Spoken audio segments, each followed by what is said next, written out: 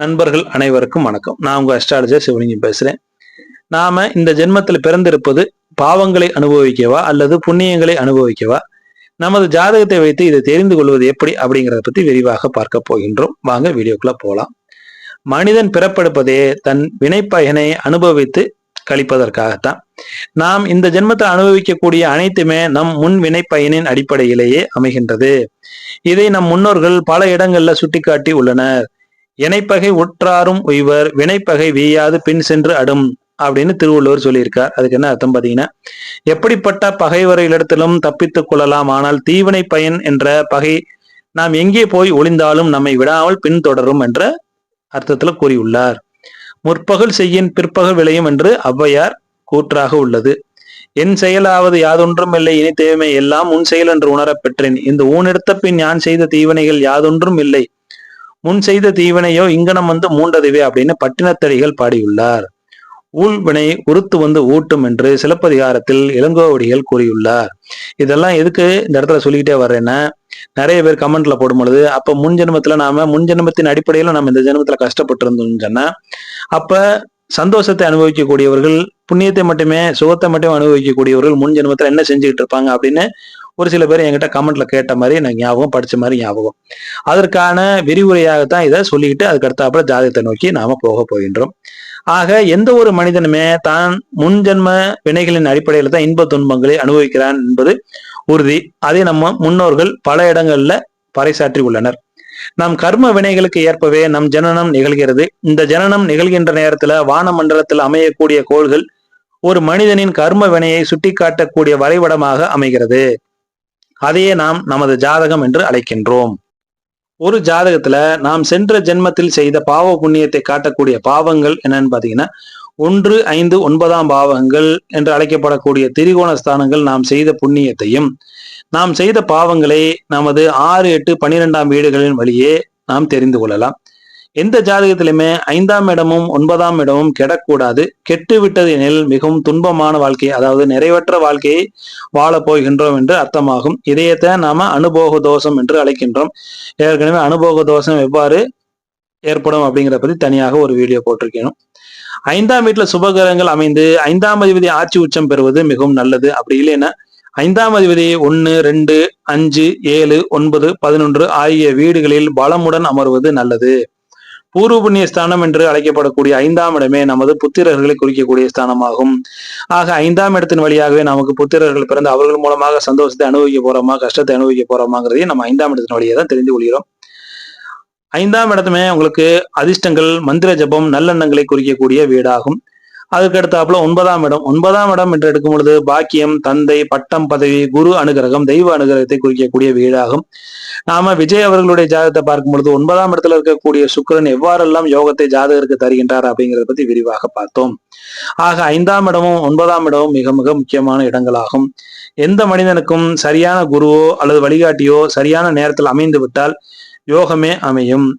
அதற்கு உதாரணமாக குருச்சேத்திர போரில் நல்ல வழிகாட்டியாக, நல்ல குருவாக கிருஷ்ணன் இருந்ததே அர்ஜுனன் அந்த போரில் வெற்றி பெற்றதற்கு மிக முக்கியமான காரணமாகும். இதைத்தான் நாம நடிகர் விஜய் அவர்களுடைய ஜாதகத்துல 9ஆம் இடத்துல இருக்கக்கூடிய சுக்கிரன் ஏதோ ஒரு நல்ல வழிகாட்டியின் மூலமாக ஜாதகர் கடை தேறி விடுவார் அப்படிங்கிறத பத்தி பார்த்தோம். சரி, இப்ப 5, 9 இந்த 5ஆம் அதிபதியும் 9ஆம் அதிபதியும் 6, 8, 12ல மறைவது, நீச்சம் பெறுவது, கிரகணம் அடைவது கூடாது. வாழ்வு சிறக்காது. எந்த ஒரு ஜாதகர் சென்ற ஜென்மத்துல பாவம் அதிகமாக செய்திருக்கின்றாரோ அவரது ஜாதகத்தில் 1, 5, 9ஆம் அதிபதிகள் கெட்டு 6, 8, 12ஆம் அதிபதிகள் வலுத்திருப்பார்கள். 6, 8 என்று அழைக்கப்படக்கூடிய அதிபதிகள் தரக்கூடிய கடன், நோய், அசிங்கம், மனத்துயரம் அனைத்துமே நம் முன்ஜென்மத்து வினை பயணங்களின் அடிப்படையிலேயே நமக்கு அமைகின்றது. இறை வழிபாடுகள் செய்யும் பொழுது இந்த தீவினைகளின் காரணமாக நாம் அனுபவிக்கக்கூடிய துன்பங்களை தாங்கும் சக்தி தருகிறது. நோய் என்பது வேற ஒண்ணுமே கிடையாது. நாம முன் ஜென்மத்துல செய்த வினை பயன்களை இந்த ஜென்மத்துல நாம அதை ஒரு கஷ்டமாக, ஒரு வழியாக அனுபவித்து அதை கழிக்கின்றோம். இதை உதாரணமாக சொல்வதென்றால், மகரிஷி என்று அழைக்கப்படக்கூடிய ரமணருக்கு கையில புற்றுநோய் கட்டி ஏற்பட்டு அதை மயக்க மருந்து எடுத்துக்கொள்ளாமல் ஆபரேஷன் செய்து அகற்றப்பட்டது மருத்துவர் ரங்கபாஷ்யம் அவர்களால். ரமணருக்கு தெரியும் அது நமது தீவினைகளின் அடிப்படையிலேயே ஏற்பட்டது, அதை விட்டு ஓட முடியாது, அதை அனுபவித்தே கழிக்க வேண்டும் என்று. அதன் காரணமா தான் அதை அவரு இறை வழிபாட்டின் மூலமாக அந்த கட்டியை கரைக்காம மருத்துவத்திற்கு ஆட்பட்டு ஆபரேஷன் செய்து கொள்கிறார். ஏன்னா இதை விட்டு தப்பி ஓட முடியாது, இதை அனுபவிச்சு கழித்தே தீர வேண்டும் என்பது நமது வினைப்பயன் ஆகும் என்பது மகரிஷி அவர்களுக்கு மிக நன்றாகவே தெரியும். ஆக 5ஆம் இடம் 9ஆம் இடங்கள்ல சனி செவ்வாய் ராகு கேதுக்கள் தனியாகவோ கூட்டாகவோ இருப்பது தோஷத்தை ஏற்படுத்தும். இதுல சனியோ செவ்வாயோ 5ஆம் இடத்து 9ஆம் அதிபதி 5ஆம் அதிபதியாகவோ 9ஆம் அதிபதியாகவோ இருந்து ஆட்சியாக இருந்தாங்கன்னு சொன்னா இருந்தும் இல்லாத நிலையை ஏற்படுத்தி விடக்கூடிய அமைப்புகள் உண்டாகும்.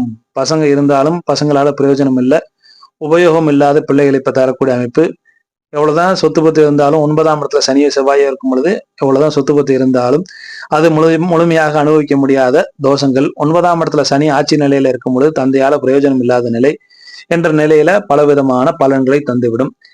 அவ்வாறு 5ஆம் இடம் 9ஆம் இடத்துல இருக்கக்கூடிய பாவகிரகங்களை ஏதாவது ஒரு சுபகிரகம் பார்வை செய்திருச்சுன்னு வச்சுங்க, 5ஆம் இடத்துல 9ஆம் இடத்துல எங்களுக்கு பாவகிரகம் இருக்கு, அப்ப அதுக்கு என்ன ஒரு விதிவிலக்கு அப்படின்னு கேட்டீங்கன்னா, இந்த 5ஆம் இடத்து 9ஆம் இடத்துல இருக்கக்கூடிய அசுப கிரகங்களை ஏதாவது ஒரு சுபகிரகம் பார்வை செய்தால் சென்ற ஜென்மத்தின் பாவங்களை இந்த ஜென்மத்துல செய்யக்கூடிய பிரார்த்தனைகளின் மூலமாகவோ தான தர்மங்களின் மூலமாகவோ குறைத்து கொள்ளலாம் அல்லது முற்றிலும் தவிர்த்து விடலாம். இது இறைவனுடைய கருணையாகும். நமது முன்னோர்களின் வினை பயனின் காரணமாகவும் நமக்கு இந்த தான தர்மத்தின் மூலமாக ஏதாவது பரிகாரத்தின் மூலமாக நமது கஷ்டங்களை குறைத்துக் கொள்ளக்கூடிய நிலையை இறைவன் தருவார். 5ஆம் இடம் கெட்டு 9ஆம் இடம் வலுத்தாலோ அல்லது 9ஆம் இடம் கெட்டு 5ஆம் இடம் வலுத்தாலோ கூட பரவாயில்லை, ரெண்டுல ஏதாவது ஒண்ணு நல்லா இருந்தா கூட போதும். அப்படி இல்லாம ரெண்டுமே கெட்டு போய் இருக்கக்கூடிய சூழ்நிலைகள் மிகுந்த துன்பங்களை தரக்கூடிய நிலையாக இருக்கும். இந்த 2 இடங்களும் கெட்டு 2ஆம் இடமும் அல்லது 2ஆம் இடமும் பாதிக்கப்பட்டு 2ஆம் இட அதிபதியும் 6-12ல அமரக்கூடிய சூழ்நிலையில ஜாதகர் தன் வாழ்நாள் முழுவதும் வறுமையை சந்திக்கக்கூடிய சூழ்நிலைகள் ஏற்பட்டுவிடும்.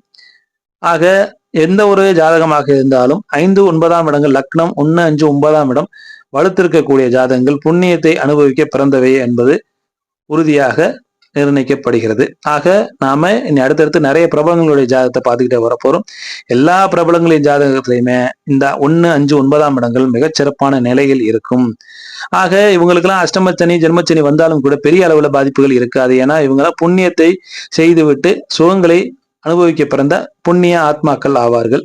அதிலும் மிக முக்கியமாக 5ஆம் இடம் 9ஆம் இடம் வலுத்திருந்தால் மட்டும் போதாது, இந்த 5ஆம் இடம் 9ஆம் இடம் வலுத்திருந்து அதனுடைய தசாபுத்தி வரக்கூடியவர்கள் மிக மிக யோகசாலிகள் என்பதை மாற்று கருத்து கிடையாது.